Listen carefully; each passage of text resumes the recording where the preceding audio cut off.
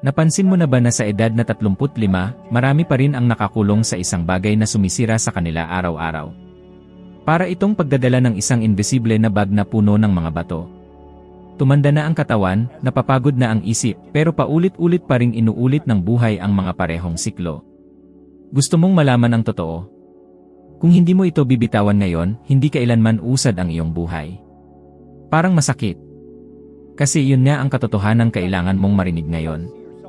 Ilang beses mo na bang naabutan ang sarili mong nakahiga sa kama, inaalala ang isang eksena mula sa nakaraan na para bang kaya mong baguhin ang nangyari? Siguro'y isang diborsyo na nag-iwan ng malalim na sugat, isang negosyo na sumira at sumama ang iyong mga pag-asa, o isang pagkakaibigang natapos at masakit pa rin. Nakakita na ako ng mga taong gumugugol ng maraming taon na pasan-pasan ang mga kasalanan at sama ng loob na para bang kaya nitong baguhin ang nakaraan. Pero ang totoo, habang nakakapit ka sa mga alaalang ito, sinasayang mo ang nag-iisang kayamanan na tunay mong pag-aari, ang kasalukuyan. Ang nakaraan ay walang kapangyarihan sa iyo, maliban na lang kung patuloy mo itong pinapakain ng iyong mga iniisip. Natutunan ko, sa napakahirap na paraan, na sa bawat pagkakataong hinahayaan mong salakayin ng kahapon ang iyong kasalukuyan, pinaplano mo ang bukas na maging isang paulit-ulit na kanta. Para itong sirang plaka na paulit-ulit na tumutugtog ng isang musika. At ang karamihan sa mga tao ay ginagawa ito nang hindi namamalayan. Tinitingnan nila ang nakaraan ng may galit, may pagsisisi, at pagkatapos ay umaasa na ang hinaharap ay magiging iba. Pero sabihin mo sa akin, paano magiging iba ang hinaharap kung ang iyong isip ay nakakapit pa rin sa kahapon? Ipinakikita ng mga pag-aaral na halos 80% ng mga iniisip ng isang karaniwang tao ay kapareho ng mga iniisip niya noong nakaraang araw. Nangangahulugan ito na kung ikaw ay nakakulong sa mga alaala ng kabiguan, sakit, at pagkawala, muling nililikha mo araw-araw ang parehong realidad. Hindi ito isang pagkakataon, ito ay batas. Ang patuloy mong iniisip ay nagiging katotohanan sa iyong buhay. Kapag sinabi mo sa iyong sarili na, lagi akong nagkakamali, wala akong swerte, hindi ko kaya, hindi magtatanong ang universo, sasagutin lang nito. Naalala ko ang isang panahon kung saan ako mismo ay nahulog sa bitag na ito. Maaga akong tumigil sa pag-aaral, wala akong anumang edukasyon, at ang pinakadominante sa akin ay ang pakiramdam na hindi ako sapat.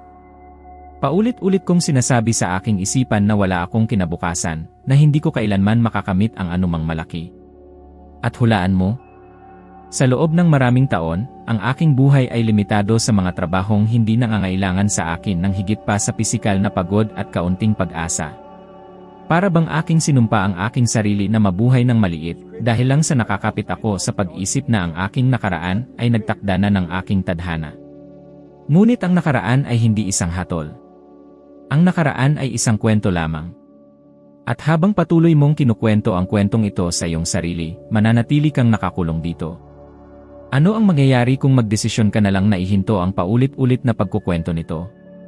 Ano ang mangyayari kung, sa mismong sandaling ito, sasabihin mo, ang nakaraan ay hindi na ako nagdedepina? Ito ay mas makapangyarihan kaysa sa iyong inaakala, dahil ang isip ay hindi nakakaalam kung ano ang iyong tinatanggap bilang katotohanan. Sinusunod lang nito. Alam kong mahirap bitawan. Madalas mong iniisip na ang pagbitaw ay parang pagtataksil sa iyong sariling sakit, na parang ang pagkalimot ay isang kawalang-galang sa karanasan. Ngunit hindi ito pagkalimot, ito ay pagpili na huwag magdala. At may napakalaking pagkakaiba sa dalawa. Kapag bumitaw ka, hindi nangangahulugan na hindi ito nangyari. Ang ibig sabihin ay nagdedesisyon kang hindi mo nahahayaang gabayan nito ang bawat hakbang mo sa kasalukuyan. Ngayon, gusto kong magmuni-muni ka. Ilang beses sa isang araw mong inaalala ang isang bagay na tapos na? Ilang oportunidad na ang napalampas mo dahil nakatingin ka pa rin sa likuran? Ilang relasyon ang hindi mo naranasang lubos dahil inihahambing mo pa rin ito sa nawala mo na? Isipin mo ito sandali. Ano ang iyong pasan-pasan ngayon na wala na, pero patuloy na mabigat na parabang totoo pa? Kung nararamdaman mong hindi umuusad ang iyong buhay, marahil ay dahil sinusubukan mong maglakad habang nakatingin lamang sa rearview mirror. Imposible ang pagsulong kung nakatitig ka sa nakaraan. Ang tanging paraan upang makagawa ng isang bagong hakbang ay ang kilalanin na ang kahapon ay lumipas na walang anumang bagay na kaya mong baguhin doon, at ang mahalaga ay ang iyong gagawin mula ngayon. At narito ang isang maliit na hamon, sa susunod na 24 na oras, sa tuwing mapapansin mong bumabalik ang iyong isip sa isang pagkakamali sa nakaraan, ihinto ang pag-isip at sabihin sa iyong sarili, wala na ito. Ang simpleng kilos na ito ay magsisimulang magpalaya ng iyong enerhiya upang lumikha ng isang bagong bagay. Dahil ang buhay ay hindi nasa nakaraan, ang buhay ay narito, ngayon, naghihintay sa iyo na bitawan ang bigat upang sa wakas ay makalakad. Mayroong isang yugto ng aking buhay kung saan pasan-pasan ko ang isang napakabigat na bagay sa loob ko na ang aking katawan ay nagsimulang sumigaw. Ang sakit ng ulo ay napakalakas na naging bahagi na ito ng aking gawain. Uminom ako ng 2 buong bote ng gamot kada araw. Para bang ina-anestesya ko ang aking sarili upang tiisin ang isang bagay na ayaw kong harapin. Palagi akong manhid, halos hindi namamalayan na ang pisikal na paghihirap na yon ay hindi lamang isang problemang medikal, kundi isang direktang refleksyon ng bagay na hindi ko kayang bitawan sa emosyonal. Marahil naramdaman mo na rin ito. Isang paninikip sa dibdib kapag iniisip mo ang mga utang na tila walang katapusan. Isang buhol sa tiyan kapag naalala mo ang isang maling desisyon na mabigat pa rin sa iyong konsensya. O kahit na ang paulit-ulit na insomnia, kung saan humihingi ng pahinga ang katawan, pero ang isip ay patuloy na inuulit ang mga lumang alalahanin. Ilan sa inyo ang may mga sakit sa katawan na hindi maipaliwanag ng maayos ng mga doktor? Madalas, hindi ito ang katawan, ang isip ang may hawak ng isang bagay na dapat na napalaya na. Naalala ko ang isang espesyal na araw. Nasa isang hotel ako sa Vancouver, nagmamadali para makasakay sa isang eroplano, pasan-pasan ang 2 mabibigat na maleta. Ang sakit ng aking ulo ay napakalakas na parabang sasabog ito. May isang lalaki ang tumingin sa akin at sinabi, mahilo ka sa ganyang paraan. Sumagot ako na ganoon nga ang aking nararamdaman. Tinanong niya ako, alam mo ba kung ano ang magpatawad? Akala ko alam ko, pero hindi pala. Ipinaliwanag niya na ang pagpapatawad ay hindi pagbibigay katwiran, hindi pagsang-ayon, ito ay simpleng pagsuko, pagbitaw, pagpapaalam ng walang kondisyon. Ang mga salitang iyon ay tumama sa akin na parang kidlat. At nang tanggapin ko sa wakas ang kilos na ito ng pagbitaw, napagtanto ko ang isang kamangha-manghang bagay, lumuwag ang aking katawan, naging magaan ang aking isip, at naranasan ko ang isang pakiramdam na hindi ko naramdaman sa loob ng maraming taon. Naisip mo na ba na marami sa iyong mga sakit ay maaaring konektado sa mga bagay na hindi mo pa binibitawan? Kinukumpirma ito ng agham ngayon. Ipinakikita ng mga pag-aaral sa psikolohiya at medisina na ang mga pinipigilang emosyon ay lumilikha ng isang estado ng talamak na tensyon sa katawan. Ang matagal na stress ay nagpapataas ng antas ng cortisol na nakakagambala sa pagtulog, nagpapahina sa immune system, at maaaring maging sanhi ng pananakit ng kalamnan, pananakit ng ulo, at maging mga sakit sa puso. Ibig sabihin, ang hindi mo binibitawan sa isip, pisikal na dinadala ng iyong katawan. At tingnan mo, hindi lang ako ang nakaranas nito. Ilang tao na ang kilala mo na puno ng sakit at hindi namamalayan na pasan-pasan nila ang mga lumang sama ng loob. Ilang tao ang nakakulong sa mga sama ng loob mula sa pagkabata, sa mga pagtatalo ng pamilya, sa mga pagkakamali sa trabaho, at ngayon ay nagdurusa ng pisikal dahil dito. Hindi ito isang pagkakataon, ito ay dahilan at bunga. Nagsasalita ang katawan kapag ang isip ay patuloy na may hawak. Gusto kong tanungin mo ang iyong sarili ngayon, ano sa iyong katawan ang paulit-ulit na sumasakit? At ano sa iyong buhay ang hindi mo pa pinapatawad, hindi mo pa binibitawan, hindi mo pa pinapaalam? Maaaring may direktang koneksyon sa pagitan ng 2 bagay. Natuklasan ko na ang aking sakit ay huminto lamang nang matutunan kong patawarin ang mga iniisip, mga tao, at mga sitwasyon na hindi na bahagi ng aking kasalukuyan. At alam kong hindi ito madali. Mayroong isang tahimik na takot na kung bibitaw tayo, mawawalan tayo ng kontrol. Ngunit ito ay kabaligtaran. Ang tunay na kontrol ay darating kapag tumigil ka sa pagkapit sa mga bagay na patay na. Ang pagbitaw ay hindi tanda ng kahinaan, ito ay tanda ng emosyonal na katalinuhan. Subukan mo sa iyong sarili. Kapag humiga ka na para matulog ngayon, huminga ng malalim at ulitin sa iyong isipan, pinipili kong bitawan ang lahat ng hindi nakapaki-pakinabang sa akin. Pahintulutan ang pariralang ito na maging isang susi upang mapawi ang tensyon ng katawan. Kung gagawin mo ito ng palagi, mapapansin mong hindi mo na kailangan ang gamot upang mapawi ang mga sakit na nilikha ng mga lumang alaala. Ang katawan ay nagsisimulang tumugon kapag ang isip ay sa wakas ay natutong magpaalam. Sinasabi ko ito dahil naranasan ko na ito mismo. Sa loob ng maraming taon, ang aking mga sakit ay refleksyon ng emosyonal na bigat na pasan-pasan ko. At nang magpasya akong bumitaw, nang maunawaan ko ang tunay na kahulugan ng pag-abandona sa mga bagay na sumisira sa akin, hindi lamang ang aking isip ang bumukas, kundi ang aking katawan ay nakahanap din ng kapayapaan na matagal ko nang hinahanap. At ang tanong na natitira ay, hanggang kailan ka magpupumilit na magdala ng mga bagay na wala na? Ang oras ay walang awa. Ang buhangin sa orasan ay hindi babalik, ang bawat butil na nahuhulog ay nawawala magpakailanman. At gayunpaman, karamihan sa mga tao ay nabubuhay na parang mayroon silang lahat ng oras sa mundo. Sila ay nakakulong sa pagitan ng dalawang hindi nakikitang bilangguan, ang pagsisisi sa nakaraan at ang takot sa hinaharap. Nakarating na ako sa eksaktong lugar na yon, at masasabi ko na walang anumang bagay na mas nakakapagparalisa kaysa sa paggastos ng enerhiya na ngayon sa pagtatangkang ayusin ang mga bagay na naganap na o pag-aalala sa mga bagay na maaaring hindi mangyari. Naalala kong narinig ko mula sa isang malaking kaibigan ang isang pariralang nagbago sa aking paraan ng pagtingin sa buhay. Sinabi niya, "Huwag kang tumingin sa likuran ng may galit o sa unahan ng may takot. Tumingin sa paligid ng may kamalayan."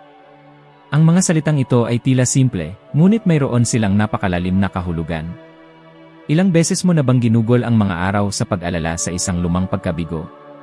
O mga gabing iniisip ang mga nakakatakot na pangyayari na hindi kailanman nangyari? Ito ay pag-iral sa labas ng tanging lugar kung saan tunay na nangyayari ang buhay, ang kasalukuyan. Ang mga kamakailang pag-aaral sa neuroscience ay nagpapakita na mga 75% ng mga iniisip na mayroon tayo ngayon ay kapareho ng kahapon. Nangangahulugan ito na kung ginugugol mo ang karamihan ng iyong oras sa pag-alala sa nakaraan o pag-asa sa hinaharap, sa katunayan, pinaplano mo ang iyong buhay na ulitin ang mga parehong pattern, araw-araw. Ito ang dahilan kung bakit maraming tao ang nagsasabi na nakakaramdam sila ng pagkastagnan, na parang nasa isang walang katapusang ikot. Hindi ang mundo ang barado, ang iyong isip ang patuloy na nabubuhay sa isang panahong wala na o sa isang panahong hindi pa dumarating. Gumugol ako ng maraming taon na naniniwalang ang aking kinabukasan ay isang pag-ulit lamang ng aking walang pag-asang pagkabata. Wala akong formal na edukasyon, wala akong mga halimbawa ng tagumpay sa aking paligid, at sa loob ng mahabang panahon ay naniniwala ako na ito ay nagtakda na ng aking tadhana. Ngunit nang matutunan kong ibalik ang aking mga mata sa ngayon, nagsimulang magbago ang lahat. Sa ngayon ko natagpuan ang desisyon na bitawan ang aking trabaho at buksan ang aking unang negosyo. Sa ngayon ko napagpasyahang hindi natanggapin ang mga limitasyong pasan-pasan ko mula sa aking kabataan. Kung naghihintay ako sa perpektong oras o patuloy na nagsisisi sa nakaraan, wala sanang nangyari. Tumigil ka at mag-isip. Ilang oportunidad na ang napalampas mo dahil naghihintay ka sa tamang araw, perpektong kondisyon, ideal na kinabukasan. At ilang sandali ang hindi mo naranasang lubos dahil masyadong abala ka sa pagdadala ng mga alaala na hindi na mababago. Ang buhay ay palaging nangyayari ngayon. Ang bukas ay isang pangako lamang at ang kahapon ay alaala lamang. Ang tanging tunay mong pag-aari ay ang sandaling ito. Gusto kong magmungkahi ng isang bagay na simple, ngunit makapangyarihan. Ngayon, kapag natapos mo na ang video na ito, tumingin sa paligid at pansinin kung ano ang maaari mong gawin agad upang mapabuti ang iyong buhay. Huwag kang maghintay sa susunod na linggo, huwag maghintay sa susunod na Lunes, huwag maghintay hanggang sa magtipon ka ng pera. Tanungin ang iyong sarili, ano ang kaya kong gawin ngayon, gamit ang mga mayroon ako, sa lugar kung saan ako naroon? Ito ang tanong na nagbubukas ng pinto. At kung susubukan ka ng iyong isip na ibalik ka sa nakaraan, alalahanin, tapos na yon. Kung susubukan ka nitong itulak sa hinaharap, sumagot, hindi pa ito dumarating. Ibalik mo ang sarili mo sa kasalukuyan dahil dito ka lang makakakilos. Dito ka lang makakapagbago. Ang ngayon ang lahat ng mayroon, at kung matututo kang mabuhay dito, mapapansin mong ang buhay ay hindi kailanman tumigil. Ikaw lang ang hindi naroroon upang maranasan ito. Kapag pinipilit mong manatili sa isang lugar na hindi mo dapat naroroon, magsisimulang makipag-usap sa iyo ang iyong katawan, at kadalasan ay malakas ang boses nito. Magpapadala ito ng mga senyales sa anyo ng pagkabalisa, pisikal na pananakit, matinding pagkapagod, at insomnia. Alam ko ito dahil naranasan ko na mismo. Gumugol ako ng mga taon na may pananakit ng ulo na hindi lang talaga ako tinitigilan. Umabot ako sa puntong 2 bote ng gamot sa sakit ng ulo ang daladala ko araw-araw dahil akala ko normal lang iyon, bahagi lang iyon ng aking nakaka-stress na routine. Pero hindi pala. Sigaw iyon ng aking katawan na nabubuhay ako sa labas ng aking tunay na minimiti para sa aking sarili. Ilang gabi na ba kayong nahiga sa kama, pagod na, pero ang inyong isipan ay hindi tumitigil? Ang pagod na katawan ay humihingi ng pahinga, at ang ulo ay umiikot sa mga alalahanin, takot, at mga iniisip tungkol sa susunod na araw. Tinitingnan niyo ang orasan, ilang oras na lang bago magising, at sa kaloob-looban niyo ay alam niyo na mas pagod kayong babangon kaysa sa pagkakahiga niyo. Hindi ito normal, ngunit ito ay nagiging bagong normal para sa mga taong nananatili sa trabaho o sa buhay na hindi nila ninanais. Para kayong palaging habol sa hangin, pero hindi kailanman nakakahinga ng maluwag. Ang tensyon na dinadala nyo sa inyong katawan ay hindi lamang lumilitaw bilang stress. Sinisipsip nito ang inyong enerhiya, ginagawang iritable, walang pasensya, at nawawalan kayo ng pasensya maging sa mga mahal nyo sa buhay. Napansin nyo na ba na madalas ninyong sinisisi ang mga maling tao? Hindi dahil hindi nyo sila mahal, kundi dahil kayo ay kinukonsumo ng isang bagay na wala ng saysay para sa inyo. At kapag nangyari ito, kayo ay nabubuhay na parang nasa automatikong mode, walang sigla, walang ningning sa mga mata. Naalala ko ang isang partikular na araw na nasa paliparan ako, malapit nang sumakay sa eroplano, at may dalang 2 mabibigat na maleta. Nagmamadali ako, late na ako, at ang ulo ko ay sumasakit na parang sasabog. May isang lalaki ang tumingin sa akin at nagsabi, mukhang mahimatay ka na. At talagang naramdaman ko na mahimatay nga ako. Pinaupo niya ako at sinabi, iisa lang ang ulo mo. Maaari mong mawala ang eroplano, pero hindi mo dapat mawala ang buhay mo. Isang malaking gulat iyon. Noon ko napagtanto na ang aking mga sakit ay hindi lamang pisikal, bunga iyon ng lahat ng aking iniipon, dahil hindi ko binibitawan ang mga bagay na hindi nakapakipakinabang sa akin. Napahinto na ba kayo para mag-isip kung ang pananakit ng dibdib, gastritis, at paulit-ulit na pagkapagod ay hindi lamang mga sintomas ng estilo ng pamumuhay na pinipilit ninyong panatilihin? Napatunayan na ng agham na ang talamak na hindi kasiyahan sa trabaho ay nagpapataas ng hanggang 50% sa posibilidad na magkaroon ng sakit sa puso. Hindi ito isang pagkataon. Ito ay ang inyong katawan na nagsasabi na kayo ay nagbabayad ng napakataas na halaga dahil nananatili kayo kung saan hindi ninyo dapat naroroon. Para bang bawat araw na ginugugol sa isang lugar na sumisira sa inyo ay isang patak pa sa isang basong puno na. At darating ang oras na ang baso ay umaapaw.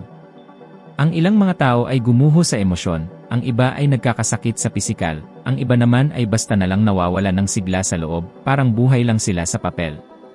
Ngunit gusto kong maunawaan nyo ang isang mahalagang bagay, hindi ito kailangang maging inyong kapalaran. Mayroon kayong pagpipilian. Palagi na kayong may pagpipilian. Ang siklong sumisipsip ng inyong enerhiya ay maaaring masira.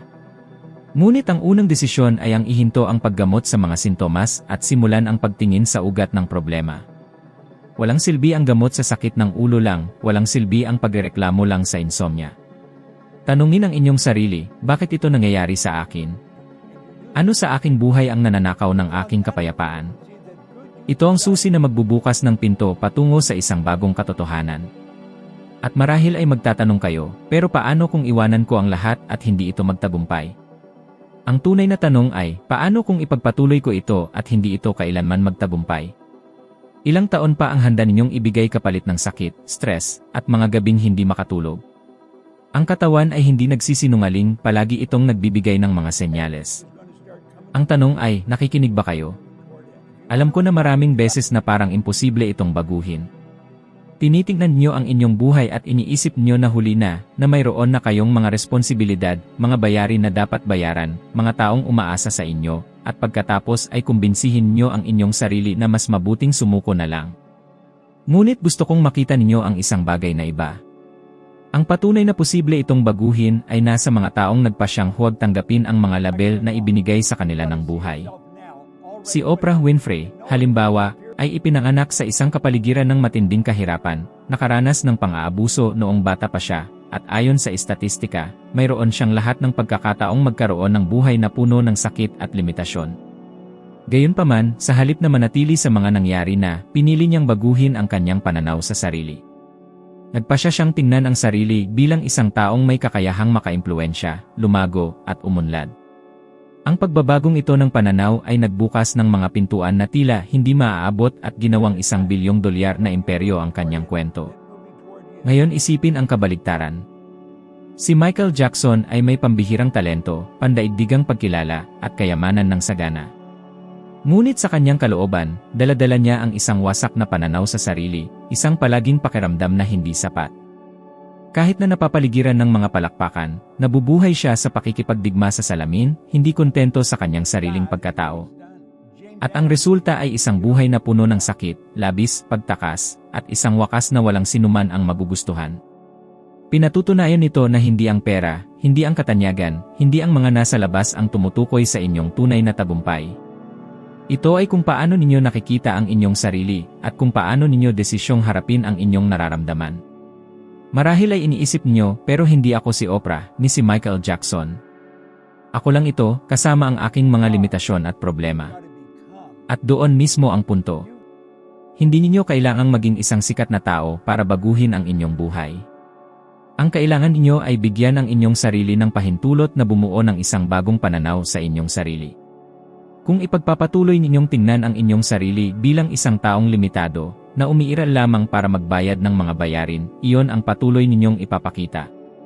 Ngunit kung magsisimula kayong tingnan ang inyong sarili bilang isang taong may kakayahang lumikha ng kasaganaan, unti-unti ninyong mapapansin na ang mga bagong oportunidad ay magsisimulang lumitaw. Ipinakita na ng agham na ang mga taong may positibong pananaw sa kanilang sariling buhay ay may posibilidad na mabuhay ng hanggang 10 taon na mas mahaba kaysa sa mga taong nakakikita ng hinaharap ng negatibo. Ito ay hindi lamang pilosopiya, ito ay biolohiya sa aksyon. Ang inyong katawan ay tumutugon sa inyong pinaniniwalaan.